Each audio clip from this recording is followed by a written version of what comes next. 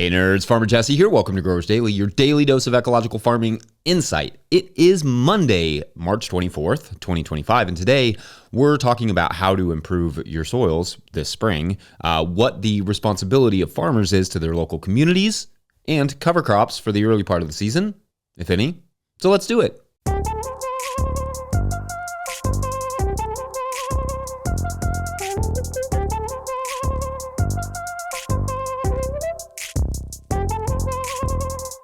All right. Well, happy Monday, everyone. If you can't tell by my voice, I had a big weekend of soccer coaching, watching basketball, and indeed, my cats won.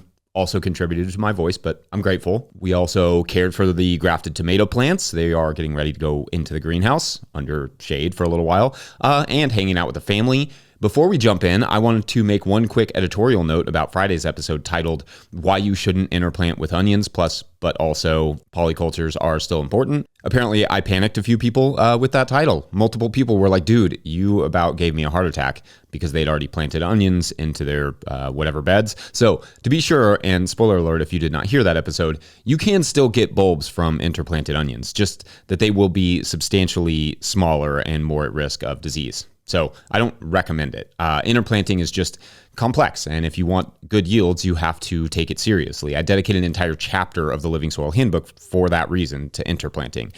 Pretty much anything will grow, just whether or not it will thrive is kind of a different question.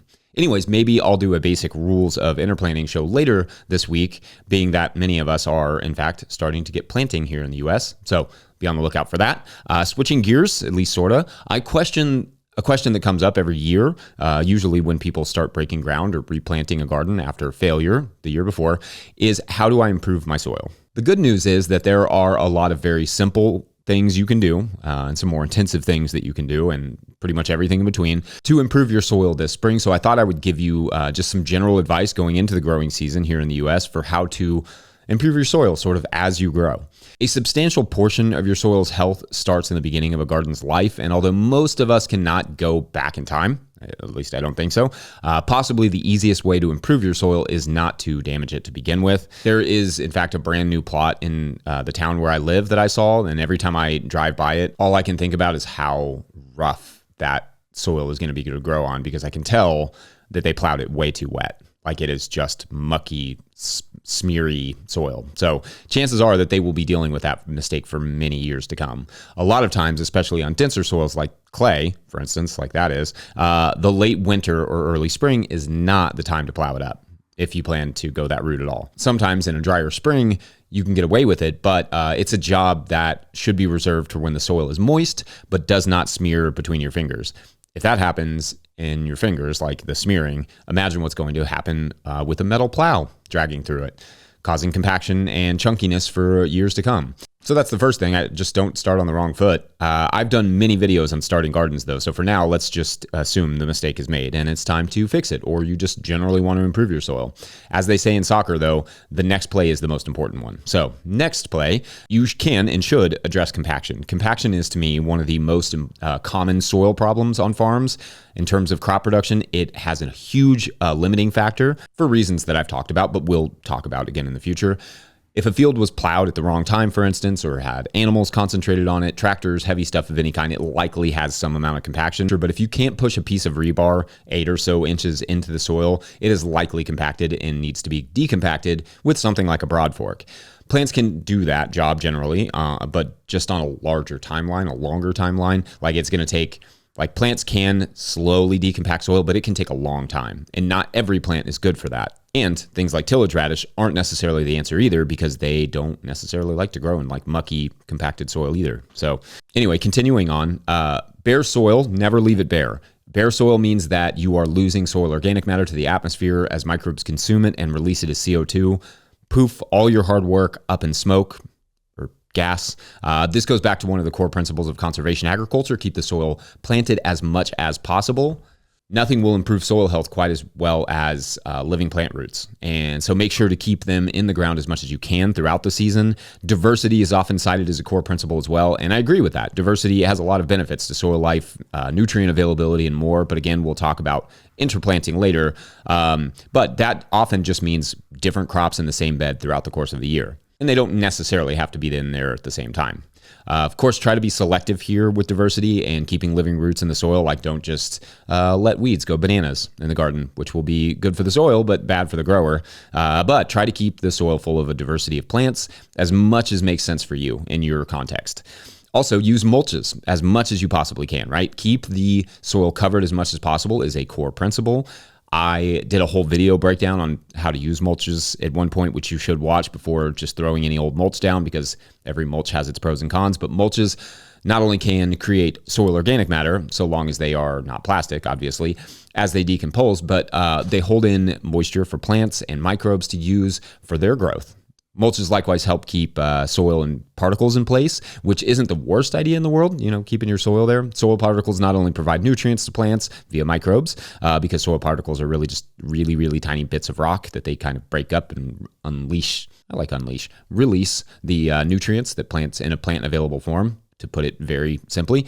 But those soil particles also become the building blocks, the building material for aggregates in the soil. So yeah, keep those soil particles in place as much as you can. In fact, that leads nicely into the third principle of soil health and conservation, which is to disturb the soil as little as possible. Decompacting the soil is important, requires some amount of disturbance, but avoid tilling and just overly pulverizing it as much as you can. And if you should have to till it to get the garden started, which can 100% when done right, set the garden off on the right foot so you never have to till it again. Just do it at the right time, i.e. when it's not too wet. But sometimes our soil needs a little help getting to a healthy place. So perhaps a broad forking makes sense for you in some areas. Maybe it is a subsoiler for others who are on a larger scale. Or on a smaller scale, maybe it's just a little fork. Like, not like a dinner fork, but like a garden fork. Or perhaps it's just like really, really compacted and low in soil organic matter, and you need to kind of start over and work in some compost. Like I am wont to say, don't do what other growers are doing. Don't listen to the dogma. Just do what your soil needs. And that will set you off on the right path so that you never have to disturb it again on any sort of high level. Now, some off the beaten path tips, because I always like to try to add something new to the conversation, a new angle or whatever. But one of them, at least, is to improve your soil through good planning. There's a famous Italian defender, and yes, I brought it back to soccer for a second, but bear with me, named Paolo Maldini, who said, if I have to make a tackle, like slide tackle, I have already made a mistake. In other words, if I have to come sliding in there to get the ball, I was already out of position to begin with. The same idea could be applied to gardening. If someone is having to till up a bed or a garden to start again, it's because the garden was already out of position, so to speak. It hadn't been planned for well, it hadn't been cared for right, and it hadn't been managed properly up until that point. I think every grower gets caught out of position, so to speak, every once in a while, but the better you get at planning, not just in the beginning of the season, but every week, the better off your soil will be, because you will not be forced to make any rash decisions, like a slide tackle, which I wouldn't do in the garden anyway. That could be dangerous. But I don't want to judge. I mean, like I said, context is everything. Also, use some amount of compost. Just get it in there somehow. There has been a trend over the last 2 decades towards treating soils with just mineral applications, and certainly, to an extent, that's fine. But if you do not have the microbes, and the microbes do not have the housing, then you're just adding expensive rock particles to your soil with no workers to release those nutrients for the plants. So, which is where compost come in. Well-made compost can be that microbial housing and food supply. Moreover, very recent studies have shown, or more accurately, they continue to show, compost applications can reduce soil-borne pathogens, improve soil structure, provide long-term microbial habitat, as well as plant nutrition, among other benefits. So, in effect, use some amount of good compost, if you can, somewhere, whether it's in the soil, on the soil, even in the plant starts, or in the holes where you plant the plants. Get it in there. Now, cover crops is also something I'm going to recommend, but I'm going to do that in the third segment. First, though, or second, I guess, we're going to take a quick break, and when we come back, we're going to talk about local farms and their responsibility to local communities. BRB. Today's episode of Growers Daily is brought to you by Tilth Soil. Tilth Soil is a worker-owned co-op making living soils in Cleveland, Ohio, using NOP-compliant food scrap compost. They wrote us, quote, "We're stoked to support Growers Daily because healthier, tastier, and generally more decent food systems start with growers like all of you, inquiring minds who care about the land." End quote. Love the folks over there at Tilth. If you're looking for top-notch compost or potting mix, drop an email to the folks at Tilth via info@tilthsoil.com. That's info@tilthsoil.com. Today's episode is also brought to you by So Right Seeds. So Right Seeds is an heirloom seed company that offers fresh, high-quality, open-pollinated seeds. They have a great selection on their website of over 400 varieties, along with a planter's library with tips for growing. They offer cover crops and bulk packs of seed for sustainable home gardening. The instructions on the back of their packets have all the information you need to get started. Go to So Right Seeds, that's S-O-W, and use my discount code NOTILL for 15% off your order. That's SoRightSeeds.com. All right, enjoy the show. If you, the listener, are enjoying this content, getting even a small amount of value from it, consider supporting our work over at patreon.com/no-till-growers. I will try to get to questions from everywhere that questions come in, but I will always get to your Patreon questions. Now, today's Patreon question comes from Patreon member Jared Lukens Black, Budding Moon Farm, who writes, quote, February 21st show. Thank you for highlighting the affordability challenge of so many people to afford food, let alone local organic produce, and how that challenge could be exacerbated by all the changes happening.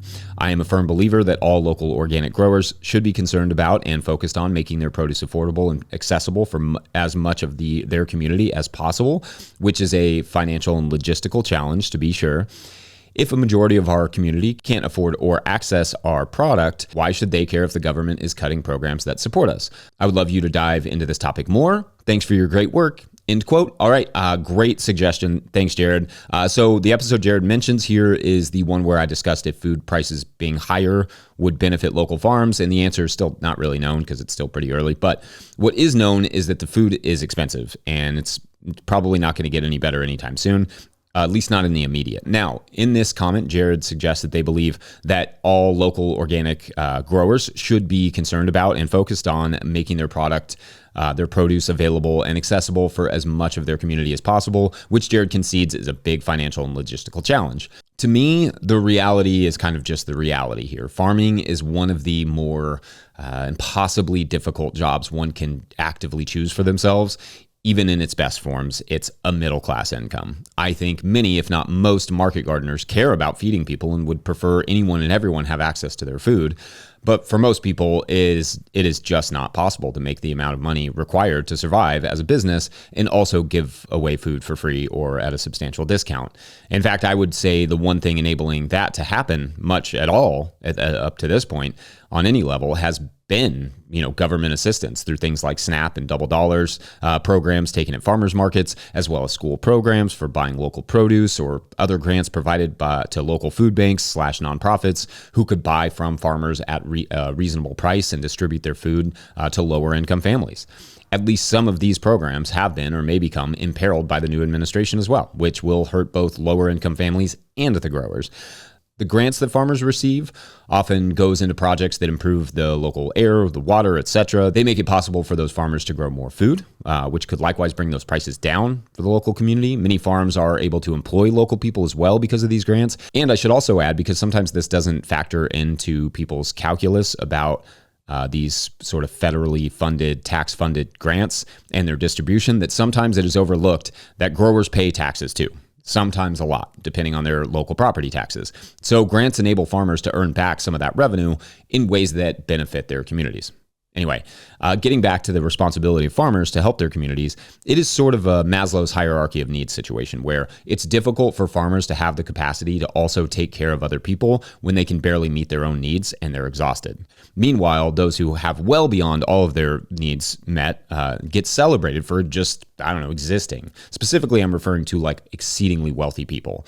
Let's just detour for a minute and talk about what $1 billion is. Because I always enjoy this thought exercise. At least speaking for myself, numbers like 1 billion are really difficult to digest mentally. But it helps for me to kind of do some fun math with it. Think about it this way. Someone with $1 billion, assuming it never takes on any interest, could give one person $1,200 every single day for the next 2,280 years before they would run out of money. Actually, I'm lying. After 2,280 years, they wouldn't run out of money. They would still have over $1 million left of that $1 billion they started out with. Another example of just how much money we're talking, there are roughly 1,200 people in my town. With $1 billion, you could give every single person who lives here $80,000 and still have $40 million left over, which is probably enough to live on for most of us. All that to say, the amount of money some people possess, read hoard, is just bananas. And I'm not trying to play the whataboutism game here. I just look at facts like those and have a hard time getting upset or disappointed with farmers for how much or little they do for their communities. And most of them still do a lot for their communities despite the obstacles, when you compare it to the people who could quite literally solve hunger in the United States and elsewhere, probably in the world, and barely feel it in their bank accounts. To be fair, those individuals may have to sacrifice their ranking on a bit on the world's richest people list, so I get it.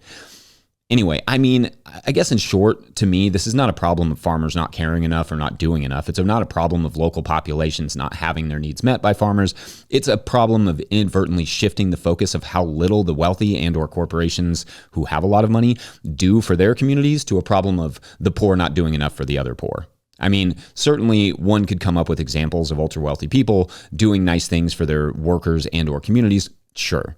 Seemingly eye-popping donations or paying for buildings, etc. I remember a story a few years ago of a multi-billionaire being lauded for giving their employees $10,000 plus 2 first-class plane tickets anywhere in the world after I think it was like the valuation of their company or something to celebrate. So on average, that would be a value of what, like $15,000? Which seems like a lot. That's a lot of money to just like give somebody. That would mean for 500 people, 500 employees, a cost of like $7.5 million.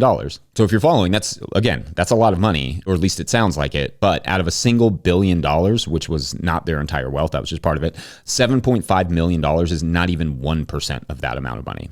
That's how much money we're talking when we're talking about some of these ultra wealthy people. That sort of gesture or the sort of philanthropy that these people do, it's throwing pennies at people who made you rich and being applauded for your generosity. So yeah, not all growers can afford to give much away, but many growers give away substantial amounts of their food, money, and volunteer time to their communities, even though those farmers hardly have either time, money, or food to give, especially when we're doing the farmers markets ourselves. And most of the other farmers around us donated thousands of dollars every year to a local gleaning organization and sold thousands more to those on SNAP or WIC or among other sort of food assistance programs that made food available or affordable or whatever. And very last thing on this is that farmers should care about their community efforts. Absolutely, for sure.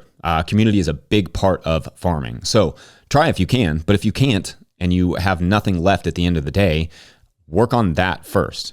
You'll get there. But like I said, if you can't get all your needs met, it's going to be hard to take care of other people. Anyway, did I even address the topic? Sort of. I'm sure you'll let me know in the comments section. And thanks for the great topic suggestion, Jared. Otherwise, up next, we'll just go to the next logical conversation, cover crops. Be right back. Today's episode of Growers Daily is brought to you by Farmhand. Newsletters, right? A necessary evil for CSA farmers. Join Farmhand and real CSA farmers on April 11th for a free digital workshop where they'll share strategies they use to turn their newsletters into powerful sales tools. Get the secrets and go-to templates for success when you register for the free workshop today at farmhand.partners/newsletter. That's farmhand.partners/newsletter. And I'll put the link in the show notes. Today's episode of Growers Daily is brought to you by Harnwah Greenhouses. Harnwah Greenhouses has pioneered controlled environment agriculture since 1965, partnering with market gardeners and farmers across North America to deliver turnkey greenhouse solutions. Their unwavering mission is to support growers' success through innovation and expertise in design, manufacturing, and installation. Harnwah Greenhouses are engineered to withstand high wind and snow loads, providing optimal brightness, increased yields, rapid ROI, and long-lasting durability. With over 20,000 projects completed, they are more than a manufacturer. They are a trusted partner. Their structures foster sustainable, energy-efficient ecosystems that drive profitable, resilient agriculture. In 2025, Harnwah is introducing a new low-tech, high-tunnel model starting at just $2 per square foot, offering open field growers an accessible entry into controlled environment agriculture. Learn more at harnwah.com. That's HARNOIS.com. All right, back to the show. All right, so cover crops can be amazing for soil, but not all cover crops make sense for all times of the year or all situations. Like some of you may be even asking, Jeffy, why on earth would someone want to plant a cover crop in spring when they should be planting food crops? Great question, and I don't know all the reasons they should, but I can come up with a few simple ones. Like, for instance, perhaps you opened up new ground and don't need all of that space quite yet.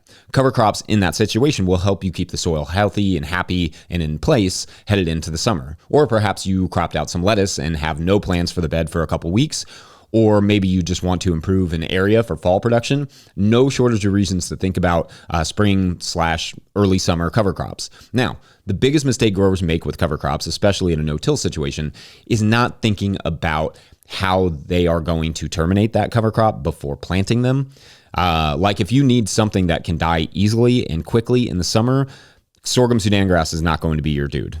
Of course, if you're not going to need that bed for most of the summer, sorghum Sudan grass might be the perfect cover crop for you. So you will have to decide based on the list I'm about to give what you want to use, and I'll categorize them. The first category I'll just call the easy dyers. It sounds like a good band name, but we'll just call it the easy dyers. These are crops that are relatively easy to terminate. So if you decide you need that space or just are ready to terminate them in 6 weeks or so, it should not be a problem. So peas are an easy one here. Field peas germinate well in the spring and terminate easily with a very low to the ground mowing or a very, very light surface tillage. Buckwheat is another really great easy to kill cover crop, but it can be slow to germinate in the cold soil of the spring. So it's more of a mid to late season addition. And it's really nice if you just have 1 or 2 or 3 weeks where you don't have anything going into that bed, and you may as well just throw some buckwheat in there. In the summertime, it'll get, several inches tall in like 10 days. Things like radishes can be nice as well. That way you can harvest a few of those radishes as you go. And what you don't need, just mow them down and use the, kind of reclaim that biomass. Again, if you mow them really low to the ground, you can terminate them. So, and I will do a whole show on cover crop termination at some point to add to the whole lot of videos I've already done on cover crops and cover crop termination. But anyway, next category would be the flowers for bees and beneficials. Buckwheat fits here really well, but I don't love mixing buckwheat with anything else because it's so darn fast. So grow it for pollinators, absolutely. Just be careful when mixing it with other crops, or you may end up with buckweeds. I tried there. It's, you get the idea. Usually I sow it about a week or later than I sow whatever else I plan to mix it with, if I plan to mix it at all. Like, in other words, if I was going to mix it with sorghum Sudan grass or something, I would sow the sorghum Sudan grass. In a full week later, I would sow the buckwheat, if not, 10 days later. Also, as a low-lying and relatively easy flowering crop to grow, I like throwing sweet alyssum in there in the mix, which can also be planted beneath crops like tomatoes and cucumbers. And it brings in loads of awesome beneficials. Also, zinnias, cosmos, tithonia, dill, cilantro, and sunflowers are, I use those as kind of longer-term cover crop flower mixes. It's nice for the spring/summer, a little flowering combo that can take a little while to grow and establish, but will be nice, summer mix, and you can get some nice cut flowers from it. Plus, it feeds the butterflies and others. And those crops also really do wonders for the soil, so I have no issue with having those in there, especially if you don't immediately need that bed for anything. You will have to terminate it before stuff starts getting seedy in the middle of the summer, but for a while it will just rock and improve the soil nicely. You can also add Lacey Facilia to that mix, or its lovely purple blooms. That bed could, like I said, easily double as a cut flower bed. Then it becomes a cover crop and a cash crop. Anyway, then on the longer term / kind of harder to kill side of things category, clearly these are all really thought out names, is the grains like oats and sorghum Sudan grass, which can be mowed very high on the stalk several times throughout the season, and it'll just kind of keep regrowing. Sorghum Sudan grass is great for that, and it promotes soil health like gangbusters. I like adding sunflowers and okra to that mix for a little diversity as well. Those two crops do not handle the mowing as well, obviously, but sorghum Sudan grass is a crop I typically reserve for my garlic beds. Let it grow all summer and then terminate it in the late fall before transplanting garlic into it and mulching. Corn and cowpeas could also be added to that mix, but again, they will more or less die when you mow it back, just to kind of keep it from going to seed, but also kind of increase that soil organic matter. But that may not be such a bad thing. Just let the sorghum Sudan grass take over mid-season and then kill it in the late fall when you need that bed. Anyway, that should be enough on cover crops to get the wheels turning. Otherwise, I'm going to wrap it up there. Don't forget, we are now officially a 501c3, so donations are tax deductible and greatly appreciated. Enormous thank you to all of our show sponsors. Huge shouts to Willie Breeding for the theme music and to the team at No Till Growers. Also, shouts to Epidemic Sound for the background music that you can hear. Pick up a copy of the Living Soil Handbook or the Seed Farmer at notillgrowers.com to support our work. Big thank you to everyone over at patreon.com/notillgrowers, where at a certain level, or if you just bump up from one level to another, or you sign up in the month of March, you get a shout out on the show. So big shout outs today to Melody, Judy Swafford, Andy Piper, Carrie Hemphill Hart. Ooh, that's a fun one. Kevin Nazaroff, that's good too. Dustin Hefner, Bill Price, good to see you there, Bill, and Glacier Kane. So this is the story of like a long time ago. There was this group. It wasn't that long. I mean, we're talking like maybe 20 years ago. There was this group who saw this advertisement for this like abandoned ghost town, and it was in Nevada. And they were all sort of young, and they were working in these like high profit industries, and none of them were really enjoying their time. So anyway, they decided to buy this town and this sort of ghost town. And their whole goal was to sort of turn this town into like an actual town, like basically create a city. But this particular ghost town had a secret, and it was just a little bit haunted, like an actual ghost town. And that's where our week begins. All right, thank you all for watching and or listening. We will see you tomorrow for Tuesday. Just keep them coming. Thanks. Bye.